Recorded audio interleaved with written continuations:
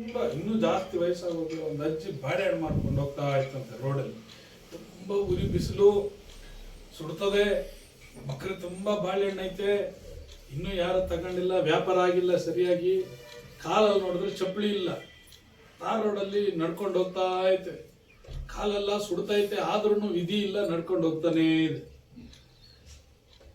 ಭಾರ ಬೇರೆ ತಲೆ ಮೇಲೆ ಹೊರಕ್ಕಾಗದೆ, ಕಾಲು ಒಂದು ಹೆಜ್ಜೆ ಎತ್ತಿಡೋದಕ್ಕೂ ಕಷ್ಟ, ಅಷ್ಟು ಭಾರವಾದಂತ ಭಾರವನ್ನ ವಯಸ್ಸಾದಂತ ಒಂದು ಅಜ್ಜಿ ಹೊತ್ಕೊಂಡು ಒಂದು ಊರಿಂದ ಇನ್ನೊಂದು ಊರಿಗೆ ಬಾಳೆಹಣ್ಣು ಮಾರೋದಕ್ಕೆ ಹೋಗ್ತಾ ಇತ್ತು.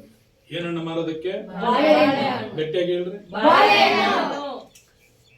ಆ ರೋಡಲ್ಲಿ ಯಾರೋ ಒಬ್ಬ ರೈತ ಎತ್ತಿನ ಗಾಡಿ ಓಡಿಸ್ಕೊಂಡು 2 ಎತ್ತನ್ನ ಕಟ್ಕೊಂಡು ಆ ರೋಡಲ್ಲಿ ಬರ್ತಾ ಇದ್ದಾನೆ ಹಿಂದಗಡೆ. ಈ ಅಜ್ಜಿನ ನೋಡ್ತಾನೆ, ಆತನ ತುಂಬಾ ಕನಿಕರ ಬಂದ್ಬಿಡ್ತದ. ಅಯ್ಯೋ ಪಾಪ, ಈ ವಯಸ್ಸಾದ ಕಾಲದಲ್ಲೂ ತಾನೇ ದುಡಿದು ತಿನ್ಬೇಕು ಅನ್ನೋ ಮನೋಭಾವದಿಂದ ಹೋಗ್ತಾ ಇತ್ತಲ್ಲ, ಇಷ್ಟೊಂದು ಭಾರವನ್ನು ಹೊತ್ಕೊಂಡು ಹೋಗ್ತಾ ಇದ್ದಿಲ್ಲ, ಈ ಅಜ್ಜಿಗೆ ನಾನು ಹೇಗಾದ್ರೂ ಸಹಾಯ ಮಾಡಬೇಕು ಅಂತೇಳಿ ಸ್ವಲ್ಪ ಗಾಡಿಯನ್ನ ಜೋರಾಗಿ ಓಡಿಸಿ ಮುಂದಕ್ಕೆ ಹೋಗಿ ಆ ಅಜ್ಜಿ ಹತ್ರಕ್ಕೆ ಕರೆಕ್ಟ್ ಆಗಿ ಅಜ್ಜಿ ಹತ್ರ ಗಾಡಿನ ನಿಲ್ಲಿಸ್ಬಿಟ್ಟು, ಅಜ್ಜಿ ಎಲ್ಲಿಗೆ ಹೋಗ್ಬೇಕು? ನಾನು ಹಿಂಗೆ 500 ವರ್ಷ ಕಡೆಗೆ ಹೋಗ್ಬೇಕು. ಸರಿ, ನಾನು ಆ ಕಡೆಗೆ ಹೋಗ್ತಾ ಇದ್ದೀನಿ, ನೀನು ಹತ್ತಿ ಕೂತ್ಕೋ ಅಂತ ಹೇಳ್ತಾರೆ. ಸರಿ, ಹತ್ತಿ ಕೂತ್ಕೊಂಡು ಹಂಗೆ ಮಾತಾಡ್ಕೊಂಡು 500 ವರ್ಷ ಬಂದ್ಬಿಡ್ತದೆ. ಈಗ ಅಜ್ಜಿ ಏನ್ ಮಾಡ್ಬೇಕು? ಇಳಿಬೇಕು. ಹಾಗೆ ಅಜ್ಜಿ ನೀನು ಹೇಳಿದಂತ ಊರು ಬಂದ್ಬಿಡ್ತು, ಇಳಿ ಅಜ್ಜಿ ಅಂತೇಳಿ ಹಿಂದಕ್ಕೆ ತಿರುಗಿ ನೋಡ್ತಾನೆ ಆ ರೈತ. ತಿರುಗಿ ನೋಡಿದ್ರೆ ಅಜ್ಜಿ ಎತ್ತಿನ ಗಾಡಿಯಲ್ಲಿ ಹತ್ತಿ ಕೂತ್ಕೊಂಡು ಮಕ್ಕಳಿನ ತಲೆ ಮೇಲೆ ಇಟ್ಕೊಂಡು ಕೂತ್ಕೊಂಡೈತೆ.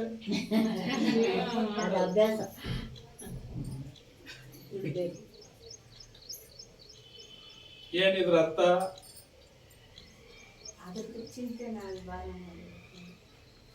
ಆ ಭಾರನ ನೀನು ಆರಾಮಾಗಿ ಗಾಡಿಯಲ್ಲಿ ಇಟ್ಬಿಟ್ಟು, ನೀನು ಭಾರ ಇಲ್ದಾಗ ಆರಾಮಾಗಿ ಸ್ವಲ್ಪ ಗಾಳಿ ತಗೊಂಡು ರೆಸ್ಟ್ ತಗೊಂಡು ಗಾಡಿಯಲ್ಲಿ ಕೂತ್ಕ ಅಜ್ಜಿ ಅಂತ ಹೇಳಿ ಆ ರೈತನ ಹೇಳಿದ್ರೆ, ಈ ಅಜ್ಜಿ ರೋಡಲ್ಲಿ ಭಾರ ಹಚ್ಕೊಳ್ಳೋದಲ್ಲದೆ ಗಾಡಿಯಲ್ಲಿ ಕೂತ್ಕೊಂಡು ತಲೆ ಮೇಲೆ ಇಟ್ಕೊಂಡೈತೆ ಬಾಳೆಹಣ್ಣು ಮಕ್ಕಳಿನ. ಹಿಂಗೆ ಅನೇಕರು ನಿಮ್ಮಲ್ಲೂ ನಿಮ್ಮ ಚಿಂತೆಯನ್ನ ದೇವರು ಯೆಹೋವನ ಅನ್ನುವಂತ ಗಾಡಿಯಲ್ಲಿ ಇಟ್ಬಿಟ್ಟು ನೀವು ಆರಾಮಾಗಿರ್ರಿ ಅಂತಂದ್ರೆ, ಚರ್ಚಲ್ಲಿ ಬಂದ್ರು ಭಾರ ನೀವೇ ಹೊತ್ಕೊಂತೀರಿ, ಮನೇಲಿ ಹೋದ್ರು ನಿಮ್ ಭಾರ ನೀವು ಹೊತ್ಕೊಂತೀರಿ. ಯಾವಾಗಲೂ ಚಿಂತೆ ಚಿಂತೆ ಚಿಂತೆ ಯೋಚನೆ ಮಾಡಿ ಮಾಡಿ ಮಾಡಿ ಮಾಡಿ ನೀವು ಸ್ವರ್ಗೋಗಿದ್ದೀರಿ.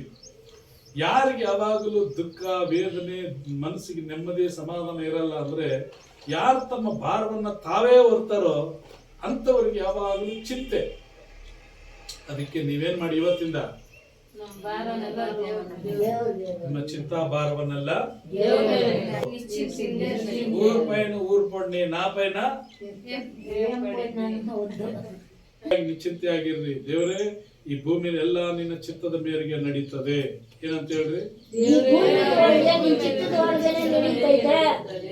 ಚಿತ್ತಂತ ನಡೀತದೆ. ನಾನು ಇಲ್ಲೇನು ತಿದ್ದದಕ್ಕಾಗಲ್ಲ, ನಾನು ಇಲ್ಲೇನು ಮಾಡಕ್ಕಾಗಲ್ಲ.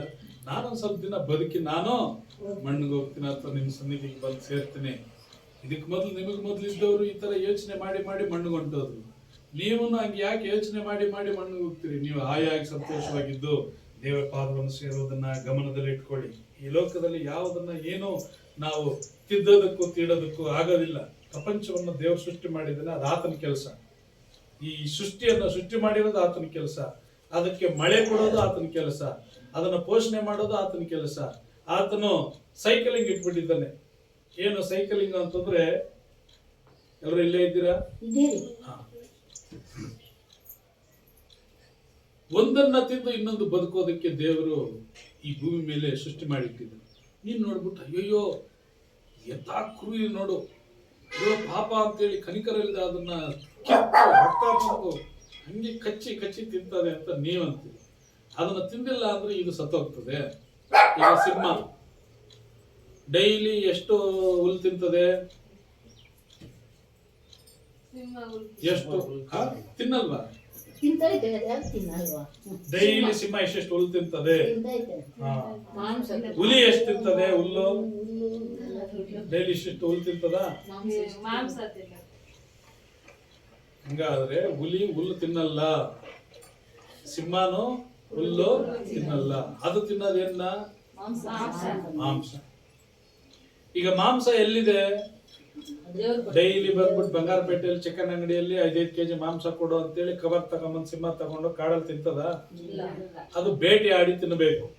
ಯಾರನ್ನ ಬೇಟೆ ಆಡ್ತದೆ? ಜಿಂಕೆನೋ ಯಾವ್ದಾದ್ರು ಸಾಧು ಪ್ರಾಣಿಗಳನ್ನೋ, ಹಸುಗಳನ್ನೋ, ಎಮ್ಮೆಗಳನ್ನೋ ಇದರ ಮಾಂಸವನ್ನ ತಿನ್ನಬೇಕು. ಇವಾಗ ತಿನ್ನೋವಾಗ ಹೋಗಿ ಜಿಂಕೆ ಕತ್ತಿಗೆ ಬಾಯಿ ಹಾಕಿ ಕಚ್ಚಿ ಅದ್ರ ರಕ್ತ ಕುಡಿದು ಅದ್ರ ಚರ್ಮನ ಸೀಳಿ ಹೊಟ್ಟೆ ಒಳಗಡೆ ಮಾತಿ ಬಿಟ್ಟು ಮಾಂಸನ ಕಿತ್ತು ತಿಂತದೆ. ನಾವು ನೋಡುವಾಗ ಏನ್ ಅನಿಸ್ತದೆ? ಅಯ್ಯೋ ಪಾಪ ಅನಿಸ್ತದೆ.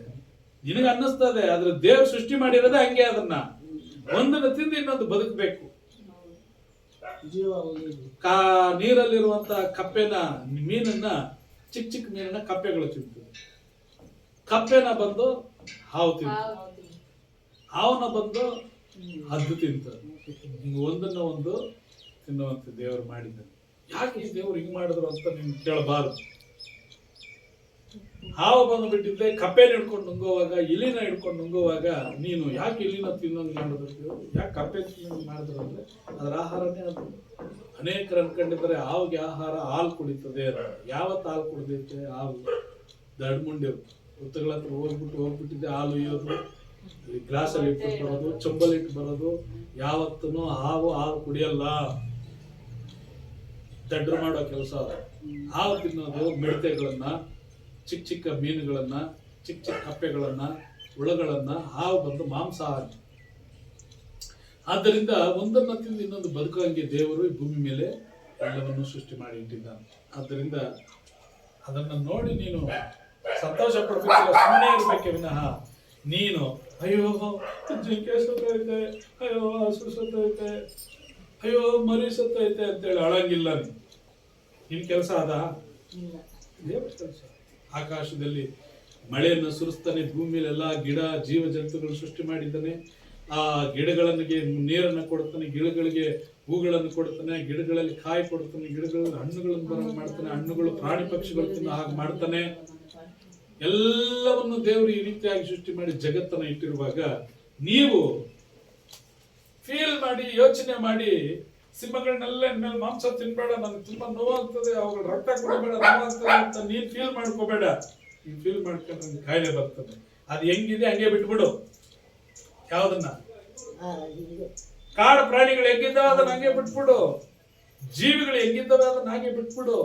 ಪಕ್ಷಿಗಳು ಹೇಗಿದ್ದಾವೆ ಅದನ್ನ ಹಾಗೆ ಬಿಟ್ಬಿಡು. ಪ್ರಕೃತಿ ಹೇಗಿದೆ ಅದನ್ನ ಹಾಗೆ ಬಿಟ್ಬಿಡು. ನೀನು ಅನುದಿನವೂ ನಿನ್ನ ಶರಣನನ್ನ ಧ್ಯಾನ ಮಾಡ್ತಾ ಸ್ತೋತ್ರ ಮಾಡು. ನಿನಗೆ ಅನುದಿನವೂ ಊಟ ಕೊಟ್ಟ ಕರ್ತನಿಗೆ ಸ್ತೋತ್ರ ಮಾಡು. ಕುಡಿಯೋದಕ್ಕೆ ನೀರು ಕೊಟ್ಟ ದೇವರಿಗೆ ಸ್ತೋತ್ರ ಮಾಡು. ಉಸಿರಾಡೋದಕ್ಕೆ ಗಾಳಿ ಕೊಟ್ಟ ದೇವರಿಗೆ ಸ್ತೋತ್ರ ಮಾಡುತ್ತಾ ಇರುವುದನ್ನ ಗಂಜಿ ಕುಡಿತೀಯೋ, ಅನ್ನ ತಿಂತೀಯೋ, ಬಿರಿಯಾನಿ ತಿಂತೀಯೋ, ಕರ್ತನಿಗೆ ಸ್ತೋತ್ರ ಮಾಡಿ ಹಾಯಾಗಿ